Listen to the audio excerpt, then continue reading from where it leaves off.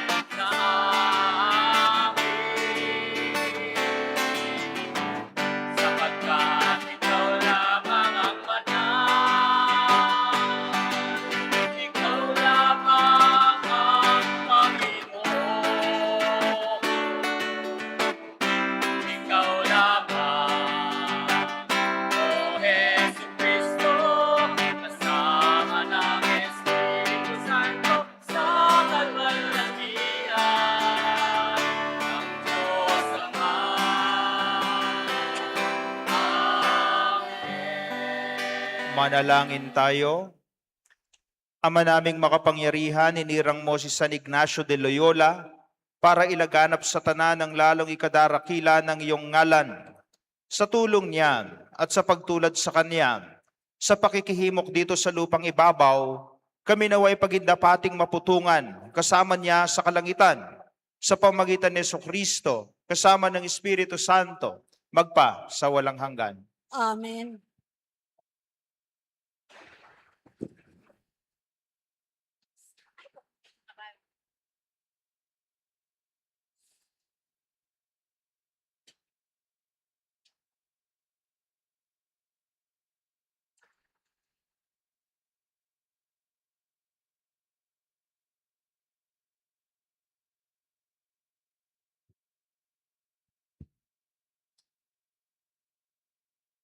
Pagbasa mula sa aklat ni Propeta Jeremias.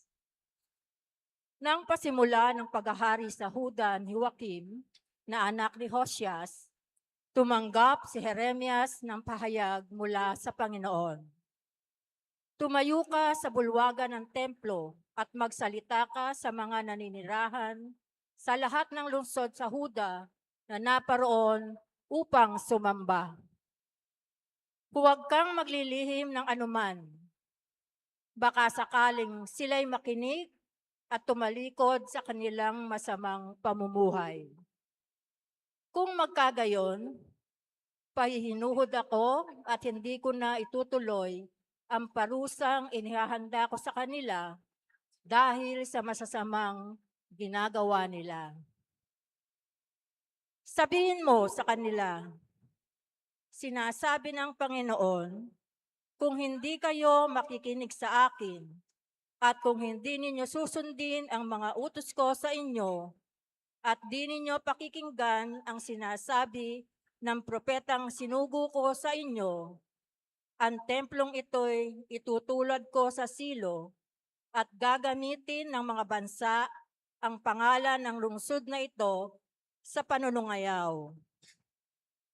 Ang pahayag na ito ni Jeremias ay napakinggan ng mga saserdote, ng mga propeta, at ng lahat ng taong nasa templo ng Panginoon. Pagkatapos niyang magsalita, si Jeremias ay dinakip nila. Dapat kang mamatay. Bakit nagpahayag ka sa pangalan ng Panginoon na matutulad sa silo ang templong ito, mawawasak ang lungsod, at walang matitirang sinuman? At siya'y pinaligiran ng mga tao. Ang salita ng Diyos. Salamat sa Diyos. Panginoon, iyong dinggin, akong iyong ginigiliw. Panginoon, iyong dinggin, akong iyong ginigiliw. Ang nangamumuhi ng walang dahilan, higit na marami sa buhok kong taglay. Daming sinungaling na nagpaparatang. Ang hangad sa akin, ako ay mapatay. Ang pag-aari kong di naman ninakaw, nais nilang kunit, dapat daw ibigay. Panginoon, iyong dinggin, akong iyong ginigiliw.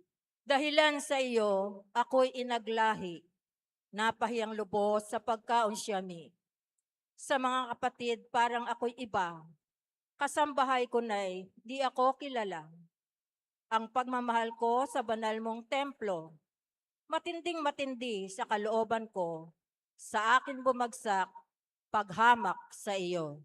Panginoon, iyong dinggin, akong iyong ginigiliw. At sa ganang akin, ako'y dadalangin sa iyo, o poon, sana iyong dinggin sa mga panahon na iyong ibigin.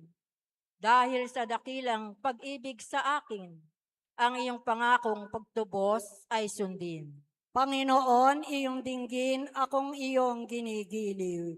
Parangalan po natin ang mabuting balita.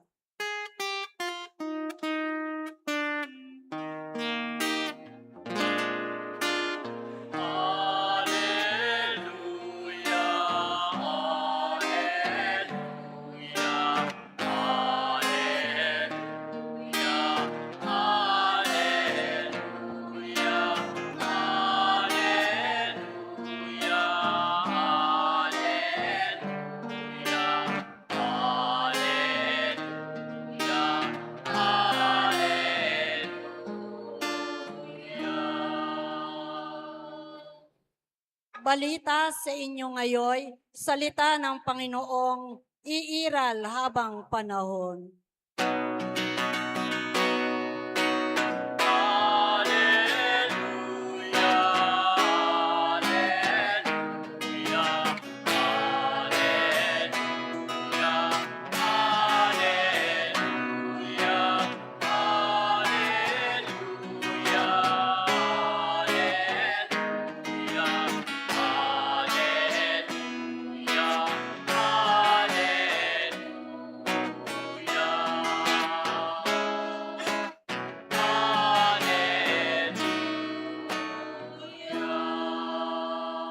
Sumainyo ang Panginoon. At sumainyo rin. Ang mabuting balita ng Panginoon ayon kay San Mateo. Papuri sa iyo, Panginoon.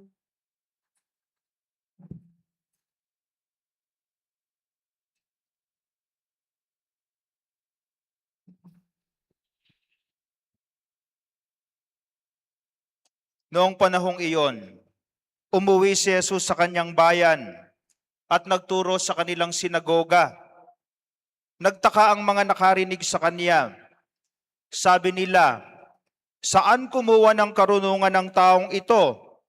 Paano siya nakagagawa ng kababalaghan? Hindi ba ito ang anak ng karpintero? Hindi ba si Maria ang kanyang ina? At sina Santiago, Jose, Simon at Judas ang kanyang mga kapatid na lalaki? At dito nakatira ang kanyang mga kapatid na babae? Hindi ba? Saan niya natutunan ng lahat ng ito?" At ayaw nilang kilanlin siya. Kaya't sinabi ni Jesus sa kanila, "Ang propeta ay ginagalang kahit saan, liban sa kanyang sariling bayan at sa kanyang sariling sambahayan. At dahil sa di nila pagsalpantaya, hindi siya gumawa roon ng maraming kababalaghan." Mga kapatid, ang mabuting balita ng Panginoon. Pinupuri ka namin, Panginoong Hesukristo.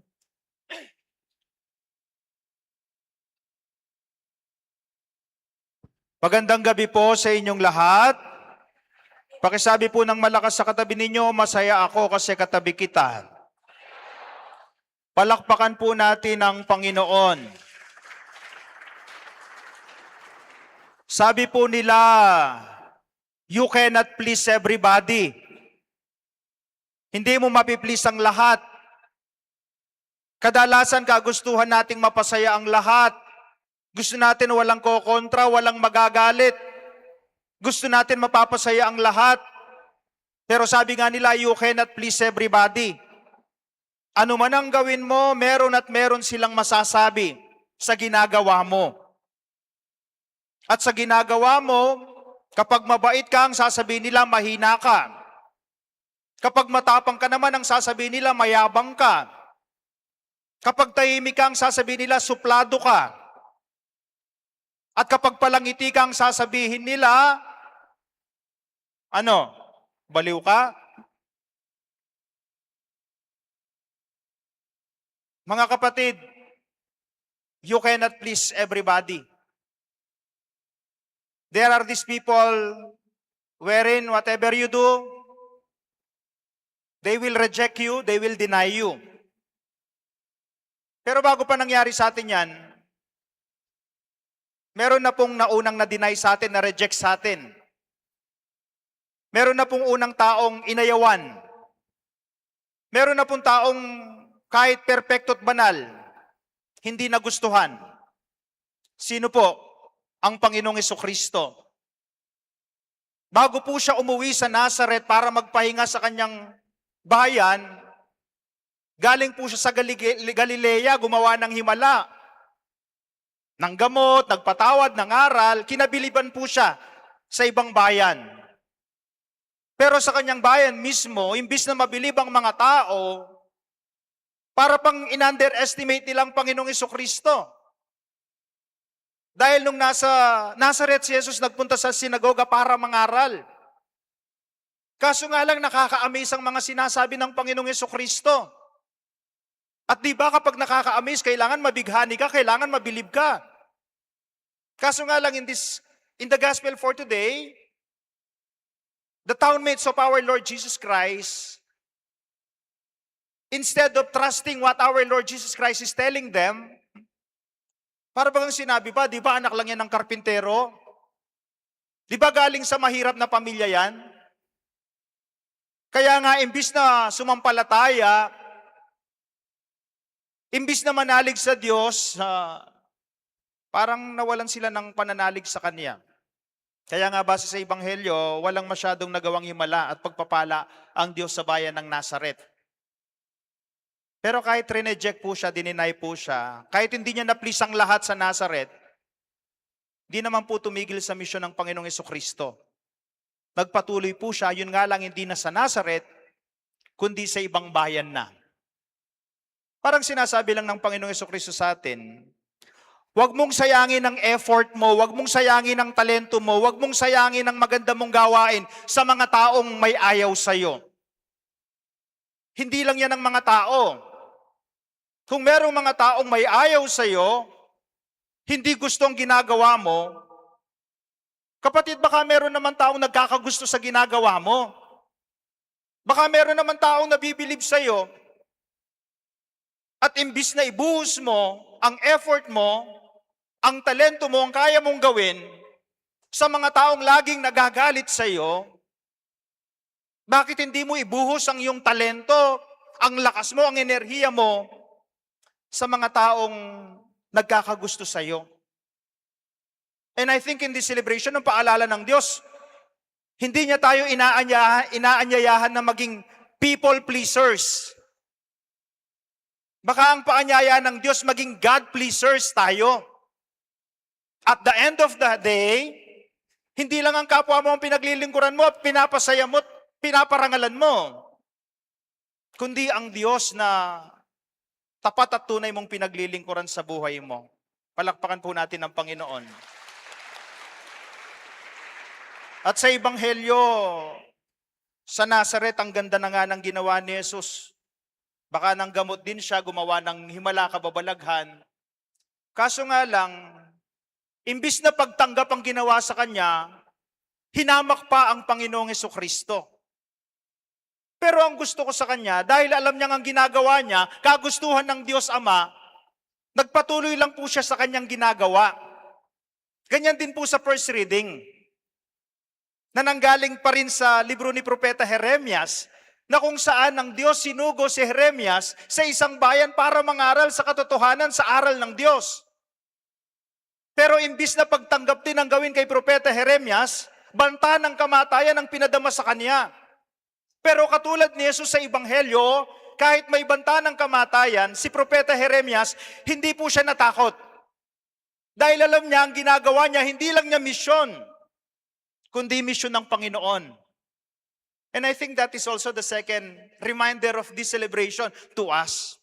Kapag alam mo ang ginagawa mong paglilingkod ay para sa Diyos, huwag kang matakot, huwag kang mangamba.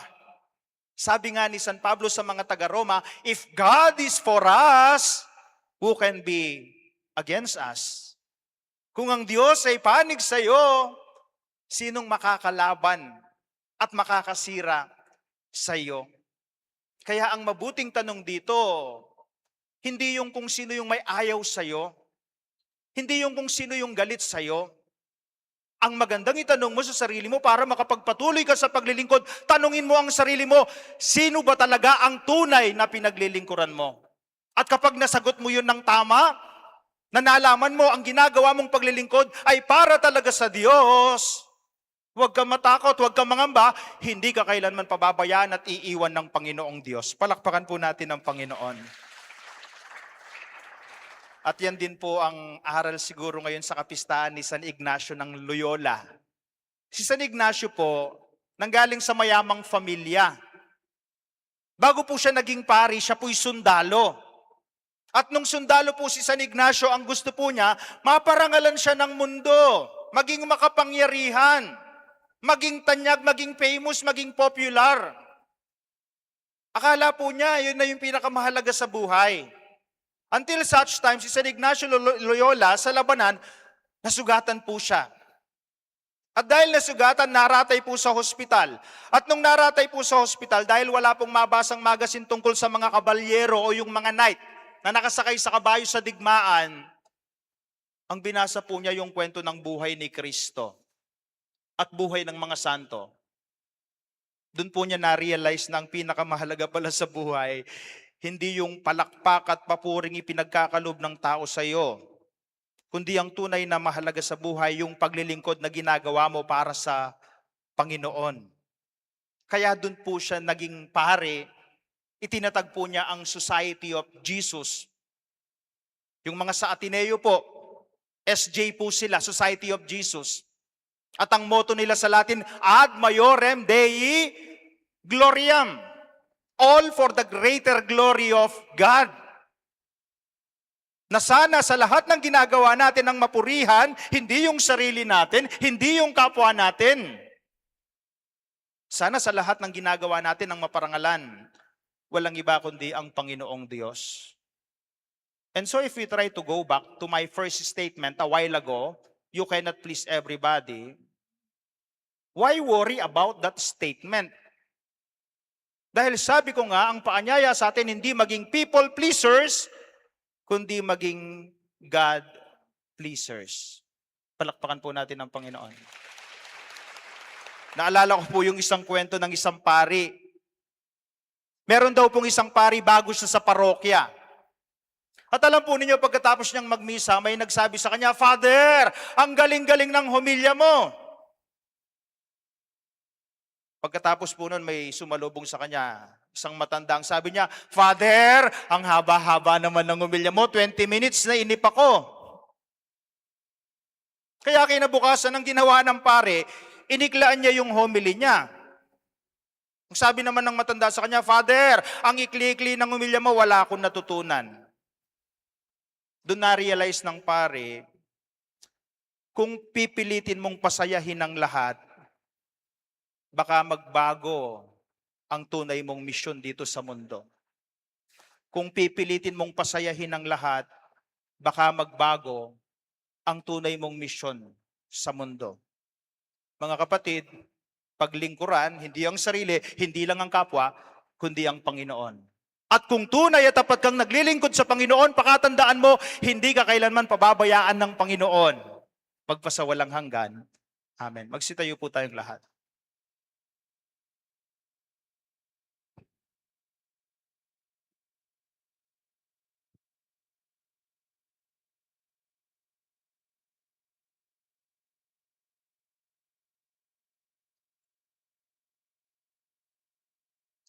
Manalangin tayo sa ating Amang nasa langit sa paghahanda natin para sa Fiestang Aparisyon upang ipagkaloob niya ang ating mga kahilingan at pagsamo. Ating idalangin, Panginoon, dinggin mo kami. Panginoon, dinggin mo kami. Ang mga pinuno ng simbahan, naway magpahayag ng salita ng Diyos nang may katapangan at may pananalig na isabuhay ito. Manalangin tayo sa Panginoon. Panginoon, dinggin mo kami. Tayo naway mapalakas sa maalab at walang takot na pagpapahayag ng mensahe ng Ebanghelyo sa ating tahanan at kapitbahayan. Manalangin tayo sa Panginoon. Panginoon, dinggin mo kami. Ang mga makabagong bihag ng kanilang kalagayan sa buhay, katulad ng sakit, bisyo at kasalanan, ay matulungan nawa nating lumaya sa pamamagitan ng mahal na ina ng awa. Manalangin tayo sa Panginoon. Panginoon, dinggin mo kami. Ang mga magulang ng may kapansanang mga anak, ang mga nag-aalaga sa matatanda, at lahat ng nagdurusa sa kani-kanilang tahanan o sa ospital, naway maging mga tahimik na ehemplo at saksi sa pag-ibig ng Diyos. Manalangin tayo sa Panginoon. Panginoon, dinggin mo kami. Diyos Ama sa langit, nananalig kaming nananalangin sa iyo na pakikinggan mo ang aming mga mithiin. Hinihiling namin ito sa pamagitan ni Kristong aming Panginoon. Amen.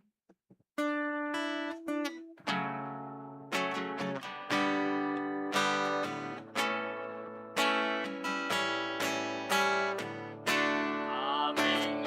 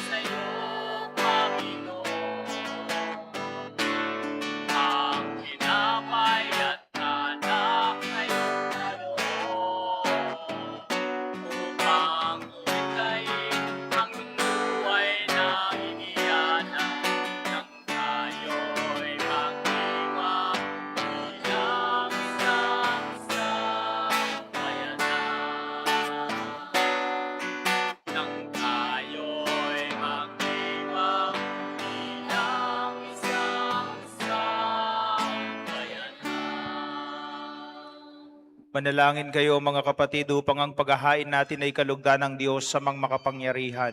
Tanggapin nawa ng Panginoon itong paghahain sa iyong mga kamay, sa kapurihan niya at karangalan, sa ating kapakinabangan at sa buong niyang sambayan ng banal.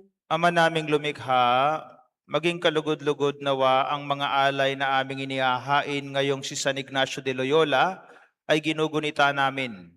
Sa itinatag mong pagdiriwang na siyang batis ng tanang kabanalan, mangyari nawang kami maging banal sa katotohanan. Sa pamagitan ni Jesucristo kasama ng Espiritu Santo, magpasa walang hanggan. Amen. Sumainyo ang Panginoon. At sumainyo rin. Itaas sa Diyos ang inyong puso at diwa. Itinaas na namin sa Panginoon. Pasalamatan natin ang Panginoong ating Diyos. Marapat na siya ay pasalamatan. Ama naming makapangyarihan, tunay ngang marapat na ikaw ay aming pasalamatan sa pamagitan ni Jesucristo na aming Panginoon. Ngayong si San Ignacio de Loyola ay pinararangalan sa pamumuhay niyang totoong uliran at pagiging maaasahan sa panunungkulan, kaya't si Jesucristo na maaasahan sa katapatan ay nihahayag sa pangangasiwa sa sambayanan.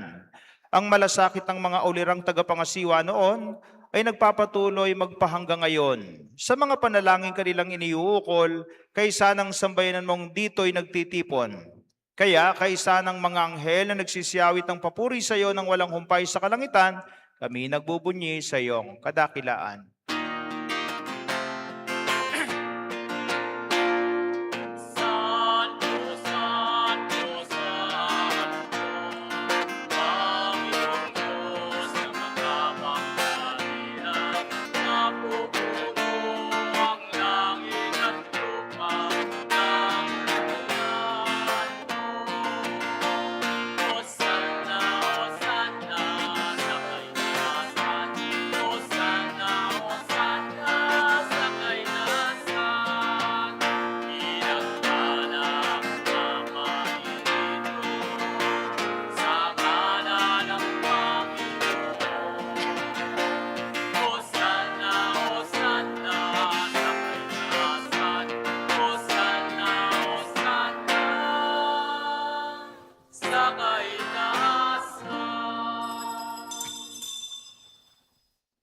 Ama naming banal, ikaw ang bukal ng tanang kabanalan, kaya't sa pamagitan ng iyong Espiritu, gawin mong banalang mga kaloob na ito upang para sa amin maging katawan at dugo ng aming Panginoong Jesucristo.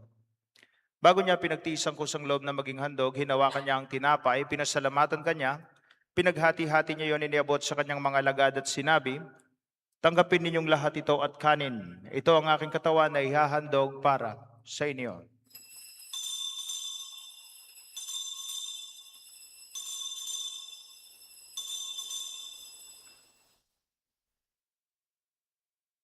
Gayon din naman nung matapos ang hapunan, kinuha niya ang kalis, muli kanyang pinasalamatan. Iniabot niya ang kalis sa kanyang mga lagad at sinabi, tanggapin ninyong lahat ito at inumin. Ito ang kalis ng aking dugo, ng bago at walang hanggang tipan. Ang aking dugo na ibubuhos para sa inyo at para sa lahat, sa ikapagpapatawad ng mga kasalanan. Gawin ninyo ito sa pag-alala sa akin.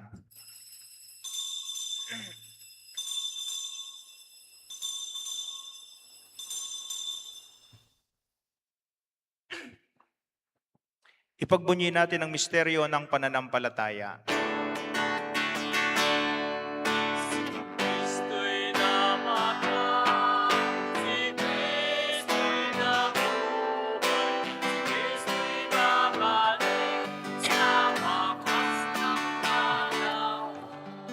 Ama, ginagawa namin ngayon ang pag-alala sa pagkamatay at muling pagkabuhay ng iyong anak, kaya tiniaalay namin sa iyong tinapay na nagbibigay buhay at ang kalis na nagkakalob ng kaligtasan.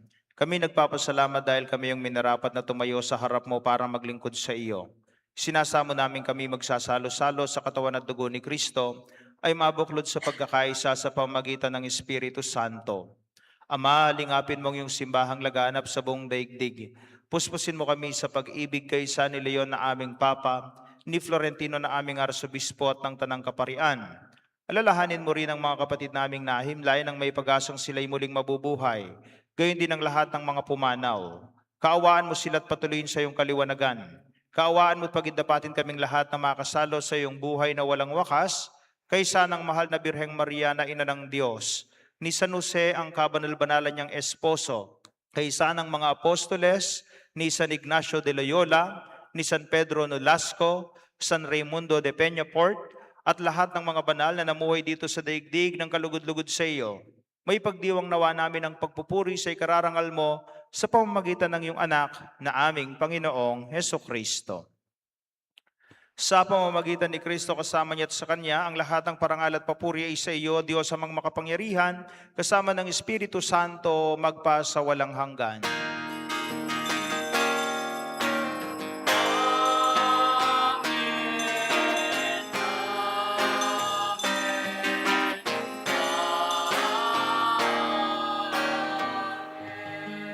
Sa tagubilin ng mga nakagagaling na utos sa turo ni Jesus na Panginoon natin at Diyos, ipahayag natin ang lakas loob.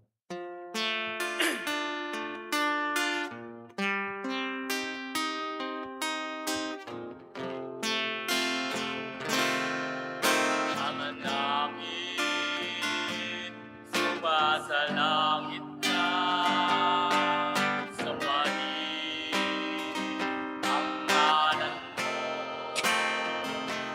makasa amin ang kaharian mo, sundin ang loob mo, dito sa lupa, parang sa langit. Bigyan mo kami ng aming kakanin sa araw-araw.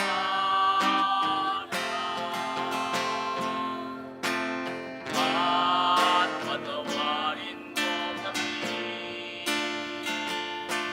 sa aming mga sala, para ng pagpapatawad namin sa nagkakasala sa amin.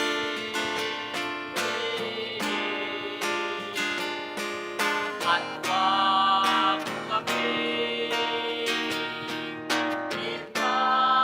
ipahintulot sa tukso, at iadya mo kami sa alam ng masama. Hinihiling namin kami adya sa lahat ng masama, pagkalooban ng kapayapaan araw-araw, iligtas sa kasalanan at ilayo sa lahat ng kapahamakan. Samantalang aming pinananabikan ng dakilang araw ng pagpapahayag ng tagapagligtas naming Heso Kristo. Sapagkat sa'yo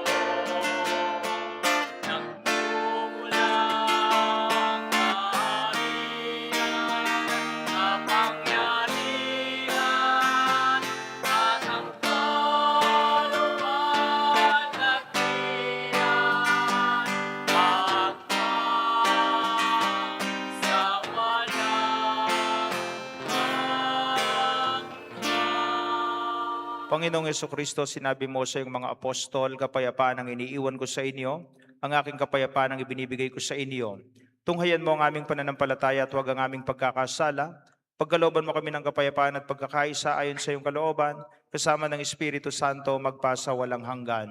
Ang Amen. kapayapaan ng Panginoon ay lagi nawang sumainyo. At sumainyo Magbigayin rin. po tayo ng kapayapaan sa isa't isa. Peace be with you.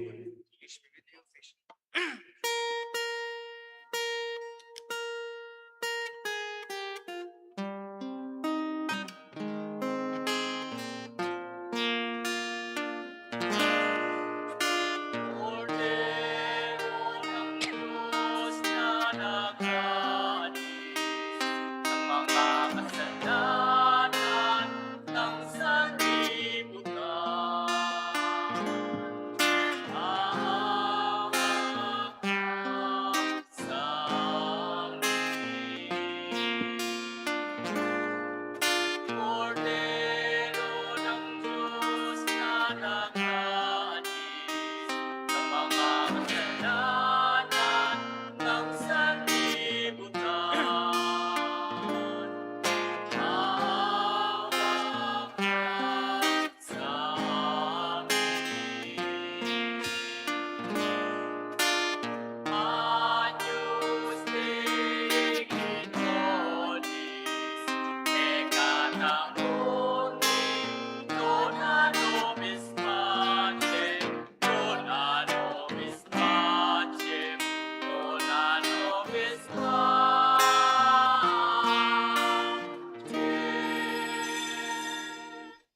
Narito si Jesucristo ang kordero ng Diyos.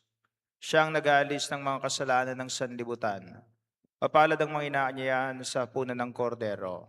Panginoon, hindi ako karapat-dapat na magpatuloy sa iyo, ngunit sa isang salita mo lamang ay gagaling na ako. Katawan at dugo ni Kristo, dali nawa tayo sa buhay na walang hanggan.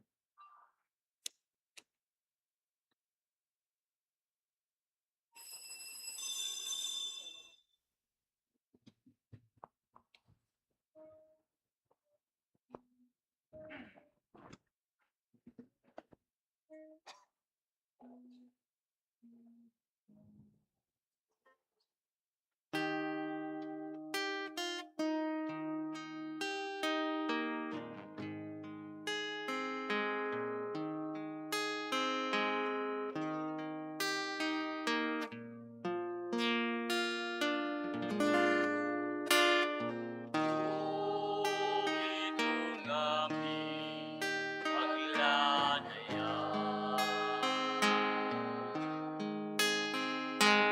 inabot ng pagkamahaba.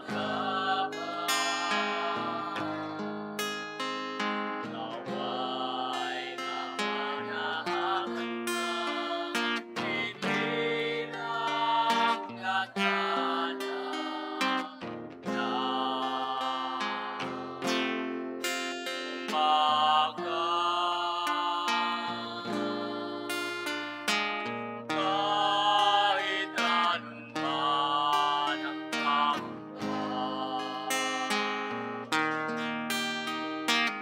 di alintana sapagkat naroon ka. Di ulos at bigatin at kadiliman.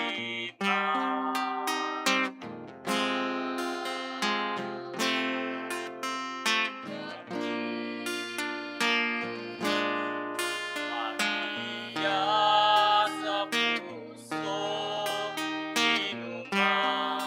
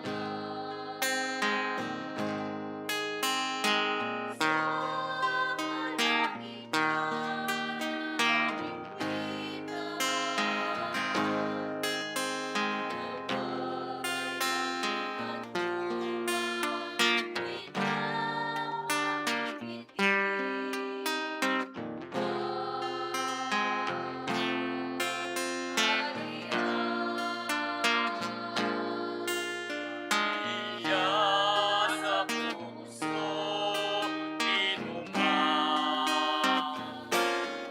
Ika'y tala ng kalangitan. Tingin mo ay walang pagkamali. Ilang sinta, ilang kinig.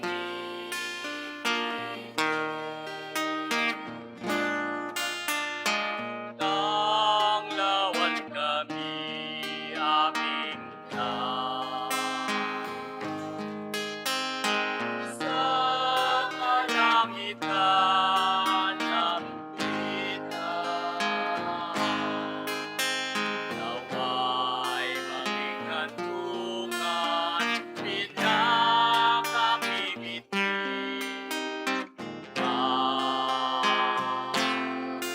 Maria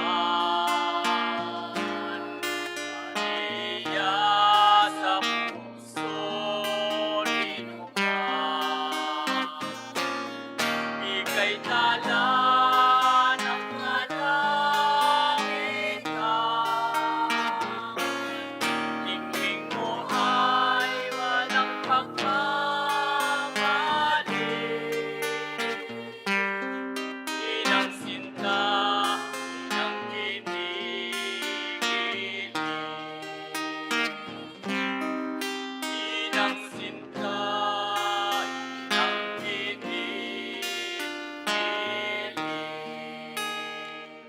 Pasasalamat po sa mga nangasiwa sa ating banal na misa ngayon. Bisal Santo Cristo, Bisal San Pablo, Bisal Santo Niño, Galak, Greeters, Lecom, El Shaddai, Apostoles, EMHC at SOCOM. Palakpakan po natin sila.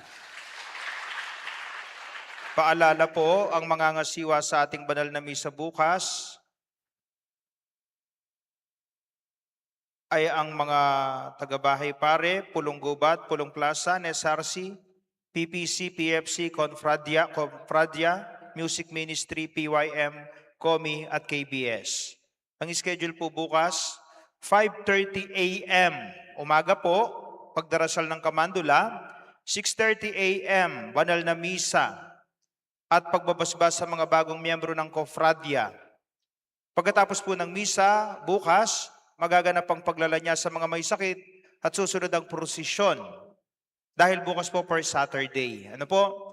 Regular schedule po tayo ng first Saturday, kaya umaga yung misa. At dahil po may prosesyon, magdala po tayo ng payong dahil lagi pong umuulan. Yes. Ayan. At ngayon po, saksiyan po natin ang pagbibigay ng bigas sa mga magbibigay at bibigyan, magsitayo po tayo dito sa harapan. Simpleng regalo, ano po? Pero malaking bagay sa taong bibigyan. Sige po, yung mga magbibigay at bibigyan.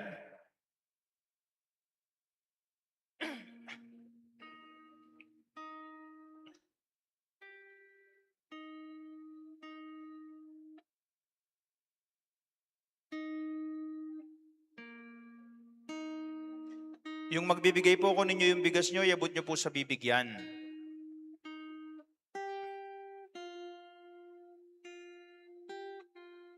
Ayan. Dito po yung mga bibigyan. Tayo po tayo dito.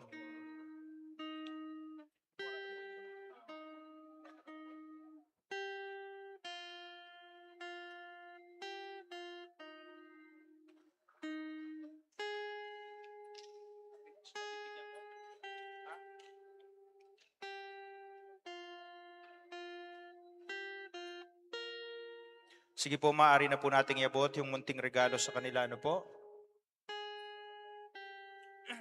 Saan po yung ibang bibigyan? Wala yung ibang bibigyan? Sige po. Nasaan yung ibang bibigyan? Mayroon ako na.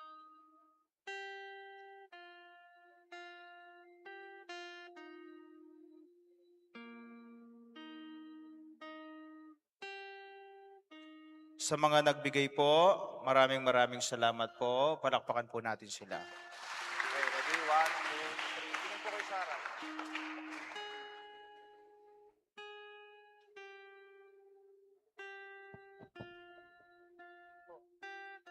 Sige po, balik na po tayo sa upuan po natin.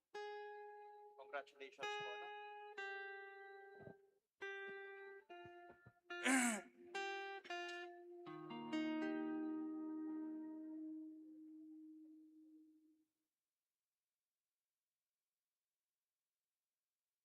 Nakakadalawang araw na po tayo, meron pang isang araw bukas para sa kapistahan po ng Piyestang Aparisyon sa Linggo.